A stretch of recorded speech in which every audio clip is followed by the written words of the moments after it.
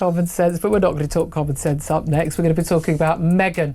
Meghan, you remember her? Yeah, we don't like in the news very often because she likes her private life, but the Duchess of Sussex is in the news after giving an interview with a US business magazine. What the hell they were talking about. I was told by somebody they were only putting out 10 jars.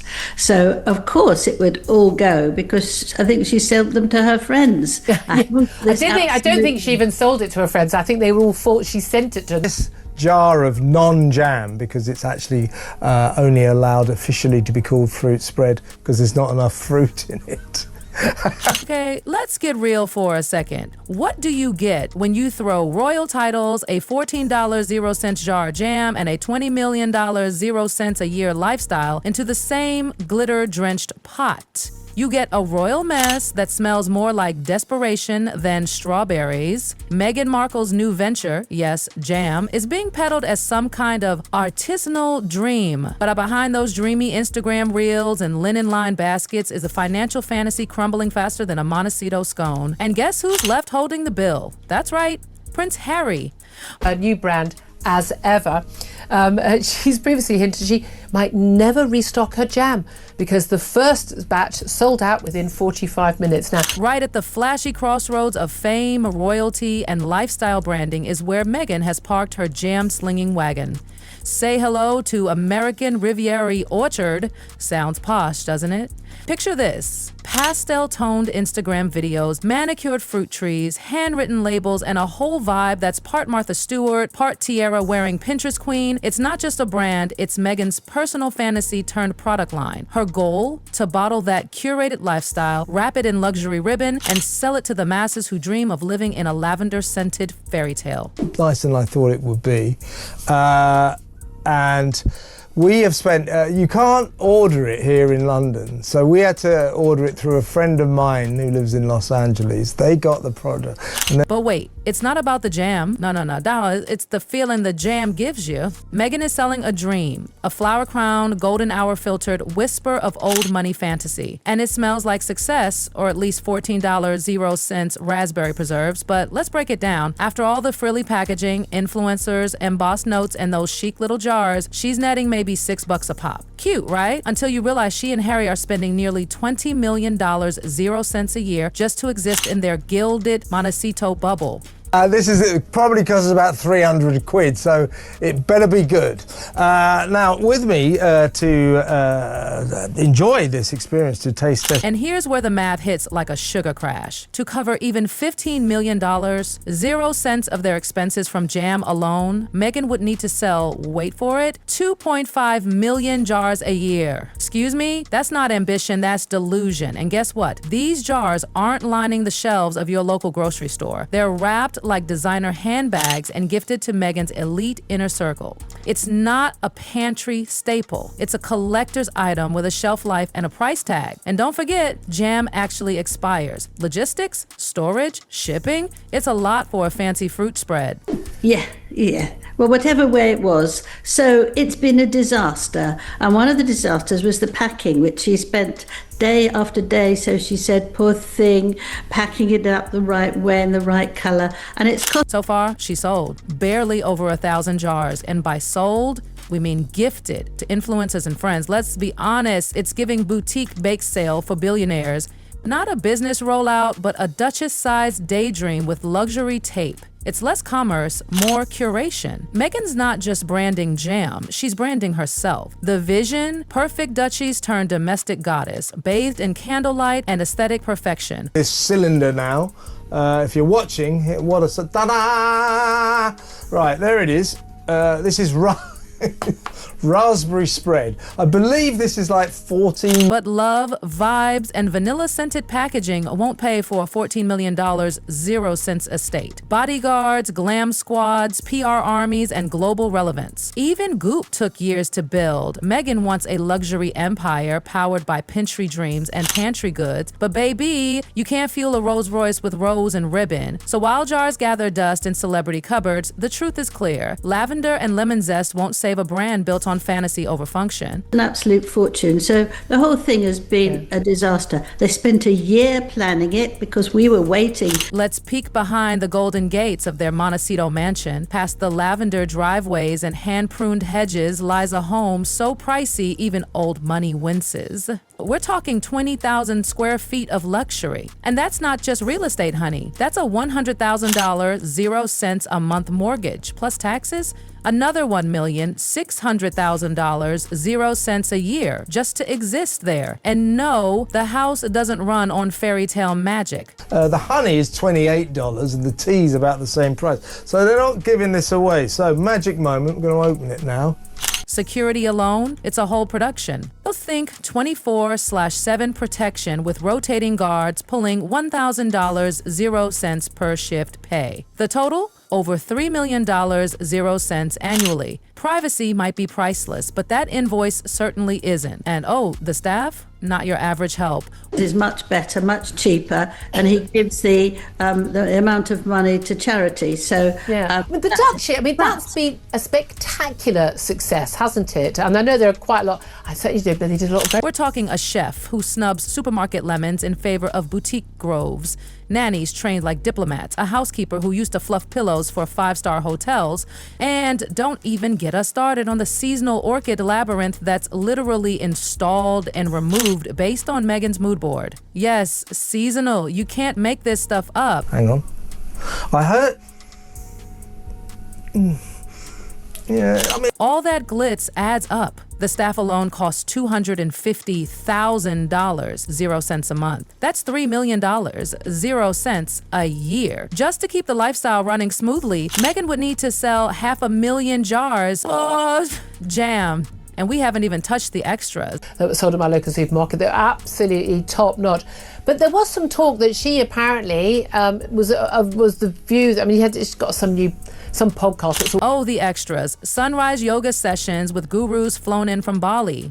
Imported lavender for a home spa that could rival a 5-star retreat. Decor that changes with the seasons. Fall foliage, snowy fur in December, tulips for Easter. The entire home? One big Instagram filter, a curated escape screaming soft life with royal vibes. But underneath all that, it's feeling hollow. It doesn't overwhelm you. And people said it was thin. I can see that. It's moving around in the jar. Right. Okay. And here's the wild twist. This is the life of two people who ran from the spotlight. Remember? They wanted out of the monarchy, out of public duty. But instead of privacy, they built a curated kingdom fueled by jam, content deals, and aesthetic branding. It's like they left the palace only to build their own, just with more eucalyptus and pastel filters. Women found, I don't bother learning the names of these things because they never last that long, but basically about, business founders. Because let's be real, American Riviera Orchard isn't a business, it's a lifeline. A filtered, luxury-stained hustle trying to hold up a crumbling dream. It's hashtags and merch, not legacy or purpose. The Montecito fantasy, a mirage, a beautiful, intoxicating illusion that needs millions just to keep the lights on. A taste of entitlement, greed, avarice and deception. Somewhere between their royal exit and their rebirth as global lifestyle entrepreneurs, Harry and Meghan made a bold swap.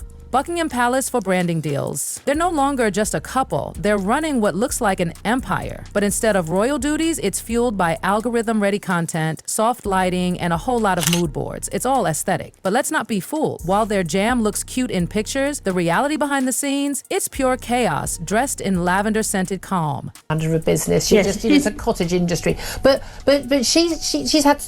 Most brands would dream of having this amount of calm. But sweetie, this isn't just jam. It's narrative. Every press release, every staged Instagram post, every handwritten note stuck to a mason jar. It's all part of Meghan's grand storytelling. The image she wants to sell, organic charm with a touch of royal sparkle. It's giving Nancy Meyers' main character energy, but with the undertone of someone begging us to believe it's effortless. Except we all know effortless is expensive. Yeah, because with the cracker and the amount, this stingy amount. Let's bring a bit of salt. But The house is basically a sect. Stylists, wellness coaches, PR strategists, and content creators shuffle in and out like it's a 5-star resort for Instagram influencers. Everything is camera ready. Every brunch table, a Pinterest board. Even her relatable outfits are quietly screaming luxury. And the jam? Oh honey, the jam is the centerpiece, not of the kitchen, but of the entire fantasy. A fantasy Meghan wraps in tissue paper and hand delivers like it's royalty in a jar. But here's the thing, this isn't business, it's a prop, a sticky, expensive placeholder for a lifestyle that runs on sugar and smoke. And if you thought someone else was steering the ship, think again. Nobody wanted to run this company. Meghan took it on herself. Why? Because she always knows best. And let's be honest, it shows. They're not pulling royal salaries anymore, but you wouldn't know it. From private schools to stylists, from high-profile agents to image consultants, everything screams royal price tag. And the big irony, they left the monarchy for freedom. But now they're locked in a new kind of crown, one made of hashtags and constant monetization. Their authenticity now costs $14.00 a jar. And Meghan, she's obsessed with presentation. The packaging of the jam, flawless. Ribbon, logo, the whole 9 yards. Cue the sparkle emojis. Meghan hit Instagram with a triumphant "we sold out." It was a duchess's version of a mic drop. Influencers gushed. Perfectly filtered pictures of her kids alongside jam jars floated around like royalty had returned to Instagram. It looked like American Riviera Orchard was the new Chanel. But wait, that sellout? Less than 1,000 jars. Yes, you heard that right. 1,000. For retail, that's not a sellout. That's a whisper, a boutique hobby project, a glorified bake sale with designer labels. One local even said it best. She's throwing a boutique bake sale to fund a Fortune 500 lifestyle. Ouch. But true, even the shortbread cookie mix, it's wrapped in the same designer branding. Meghan's team will call it exclusive, but you know what it really is? Low-scale production, dressed in pastel. And if the world suddenly went wild for her jam, if demand exploded overnight, there's still a big fat problem. California's cottage food laws. These aren't made for celebrity brands, they're for hobby bakers and weekend side hustlers. Meghan can't just expand from her Montecito kitchen unless she goes full-on industrial. That means commercial kitchens, factories, contracts, and all the magic that makes her brand luxury would vanish. Even worse, supermarkets won't carry this jam just because a duchess made it. Whole Foods in Erewhon want competitive pricing. She'd have to retail under $10.00, which means goodbye luxury margin, goodbye fancy branding, hello ordinary fruit spread. What's left? She's caught in a jam jar trap. Too posh to scale. Too small to earn. If she expands, she kills the vibe. If she stays tiny, she can't make the money. Because this whole thing, it's not about profit, it's about presentation. A brand propped up by perfectly tied bows. An aesthetic ambition. It's marketing dressed up as business. It's curated perfection desperately trying to be taken seriously. And the whole time, Harry is footing the bill. Let's talk about that. Harry came into his post-royal life with a reported $25 million, 0 cents inheritance from Princess Diana and the Queen Mother. That was supposed to be his golden parachute, his path to peace. But peace is expensive, especially when it's curated for Instagram. The Montecito estate, that mortgage alone eats into it monthly. Add the staff, the decor, the flights, and the never-ending rebranding machine. And suddenly, that cushion feels very, very thin. Sources say a lot of Meghan's ventures were bankrolled by Harry himself. Yes, from archetypes to the American Riviera Orchard launch, his money paved the way. He believed, he supported, but did anyone ever stop to ask, what's the ROI? And it's not just the jam, it's everything else. Legal battles, PR meltdowns, high-profile campaigns that never delivered. Spotify dumped them after one season. Netflix reportedly cooling off. And while Meghan's team spins this into exclusivity and strategic silence, the truth is, the hype isn't holding. PR firms come and go, each departure more invoices, rebrands, new narratives, constant course correction. It's not a strategy, it's panic. Just to keep this dream barely breathing costs upwards of $8 million, 0 cents a year, not counting luxury groceries or taxes, or last-minute jet setting. It's a financial forest fire. One former insider called the whole operation triage, like an emergency room where no one knows where to start patching the leaks. Everyone's running around burning cash trying to save a brand that might not even want to be saved. Meanwhile, we're still being fed the fantasy Meghan smiling with a jam jar, playing a flower crown. Harry in the background, silent and supportive, holding the camera while the empire burns. Because here's the thing, nostalgia doesn't pay the bills. Royal blood doesn't cover Montecito mortgages, and trust funds, no matter how deep, aren't endless. And that, my friend, is the jam truth.